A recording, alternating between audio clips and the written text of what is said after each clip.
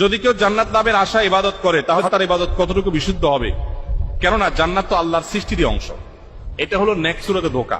এই প্রশ্ন যে ভাই করেছেন আমি তার প্রতি শ্রদ্ধা রেখে বলছি, এই প্রশ্ন আমাদের দেশে মারেফতি টাইপের কিছু লোক আছে, মারেফতি যারা শরীয়ত মানে না, এরকম মানুষ আছে না কিছু, নামাজ কালাম পড়ে না, ওনারা ভিতরে ভিতরে সবকিছু করে, খাওয়ানটা আবার ওনারা ফিজিক্যালি খায়, ওইটা ওনারা অফলাইনে করে, আর বাকি সব অনলাইনে হয় ওনাদের।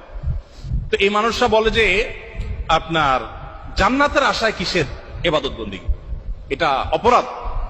নবী করিম সাল্লাল্লাহু আলাইহি ওয়াসাল্লাম আল্লাহর কাছে জান্নাত চাইতে বলছেন, তোমরা যখন আল্লাহর কাছে জান্নাত চাইবা সালুহুল ফিরদাউস, তখন তার কাছে জান্নাতুল ফিরদাউস চাইবা।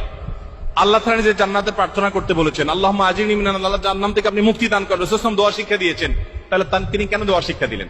জান্নাতের আশায় দোয়া ইবাদত করা এটা কোনো অপরাধের বিষয় না। জান্নাতের আশাটা কার কাছে করবে?